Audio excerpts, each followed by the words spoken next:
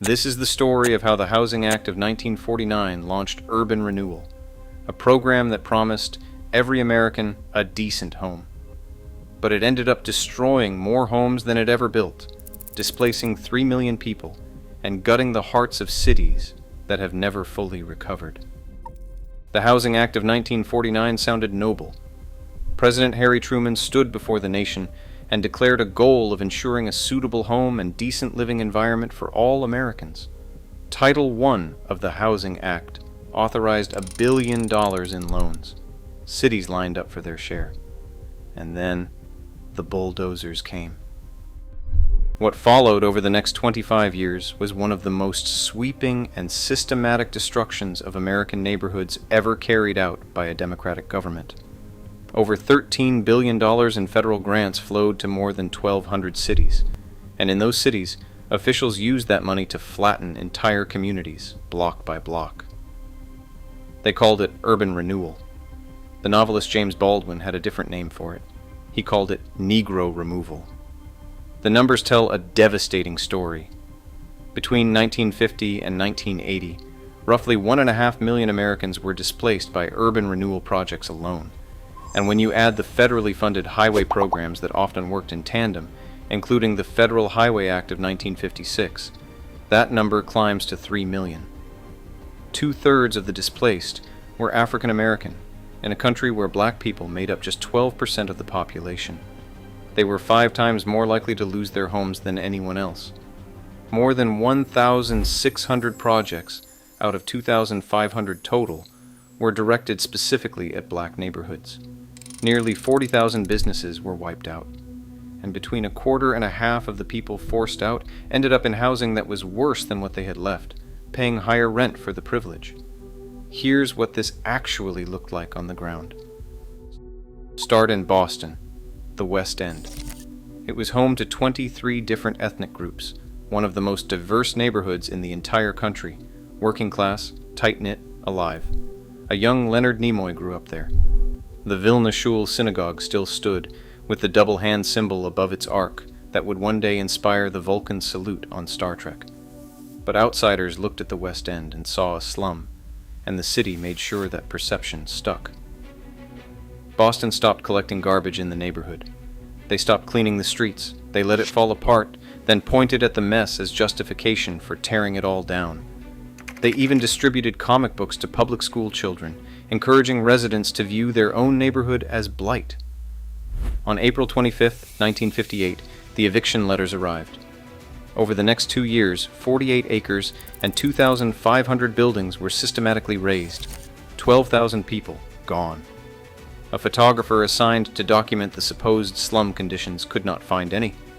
He told Jane Jacobs that the buildings were so well constructed they were superior to whatever would replace them. And he was right.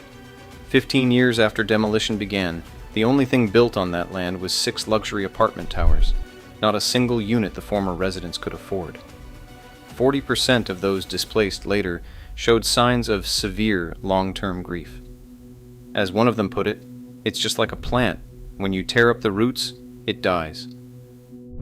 Now go to St. Louis. Pruitt Ego.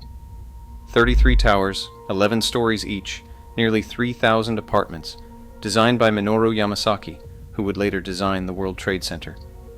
When it opened in 1954, it was supposed to be the future of public housing. Ruby Russell, a former tenant, called it an oasis in the desert, a poor man's penthouse. The project was doomed from the start. St. Louis was hemorrhaging population, and the Housing Authority ran out of maintenance funding by 1958, just 4 years after the complex opened. Elevators broke, pipes burst, the buildings became vertical warehouses of poverty, segregated and starved of resources. By 1972, the federal government gave St. Louis permission to start dynamiting the towers. Architecture critic Charles Jenks wrote that modern architecture died in St. Louis, Missouri on July 15, 1972, at 3:32 in the afternoon. It took 4 more years to finish the demolition, at a cost of $3.5 million. The designer himself said simply, "It was a project I wish I hadn't done."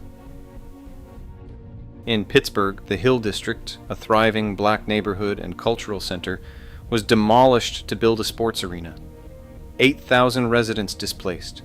In San Francisco's Fillmore district, the so-called Harlem of the West, 20,000 people were pushed out of their homes and businesses. James Baldwin was there in 1963, filming a documentary, when a black teenager told him, "I've got no country, I've got no flag." In New York, Robert Moses operated like a one-man wrecking crew. He had received advance notice of the Housing Act from Senator Robert Taft in 1948, a full year before it passed, so by the time it became law, Moses was ready. As Robert Caro documented in The Power Broker, Moses, as chairman of the Slum Clearance Committee, secured $65.8 million and planned 35 urban renewal projects. He demolished roughly 2,000 city neighborhoods and displaced at least 300,000 people. When Jane Jacobs published her landmark book, The Death and Life of Great American Cities, in 1961, calling all of this the sacking of cities, Moses sent the book back to the publisher with a note calling it intemperate, inaccurate, and libelous. "Sell this junk to someone else," he wrote. In Newark, 77% of those displaced were black, in a city that was only 34% black. In Roanoke, Virginia, 1,600 homes, 200 businesses, and 24 churches were demolished, and nearly 1,000 graves were dug up to make way for an interstate, a civic center, and a post office. In Kingston, New York, more than 400 historic brick buildings were razed in the Rondout neighborhood. In Rome, Georgia, 2 years after clearance, only 4 of 16 displaced black businesses had managed to reopen. These neighborhoods were not slums. They were areas that black citizens had been contained into through redlining, restrictive covenants, government zoning, and mob violence. The housing was often overcrowded, yes, but the neighborhoods functioned. They had churches, groceries, restaurants, shops. They had culture. They had roots, and all of it was ripped out. White flight from city centers had already been accelerating before the bulldozers arrived, driven by those same discriminatory policies, and urban renewal did not reverse that exodus. It deepened it, stripping the tax base from cities that were already struggling to hold themselves together. The program officially ended in 1974, but the damage was permanent. The wealth that was destroyed, the businesses that closed, the communities that scattered, the psychological trauma that followed displaced families for generations, none of it was ever made whole. 50 years later, some cities are finally reckoning with what they did. Evanston, Illinois became the first city to adopt a reparations policy in 2019, funded by a marijuana sales tax, though just 16 households received $25,000 each, while over 600 had applied. In 2020, Asheville, North Carolina voted unanimously to provide reparations and formally apologize. St. Louis released a Reparations Commission report in 2024.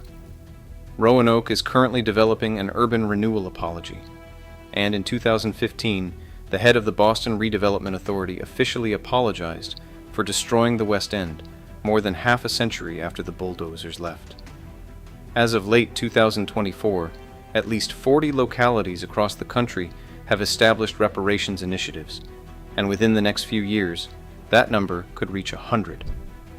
The question remains whether any amount of money or any number of apologies can truly repair what was done. 3 million people displaced, thousands of businesses destroyed, entire cultures erased, all under a law that promised a decent home for every American. The Housing Act of 1949 didn't kill 10 cities. It killed pieces of every city it touched, and in most of those places, you can still see the scars if you know where to look. Empty lots where neighborhoods used to be, highways that slice through what were once the most vibrant black communities in America, luxury towers standing on land where working families once lived. The cranes came in, and the bulldozers, and when they left, they took something that no federal program has ever figured out how to rebuild.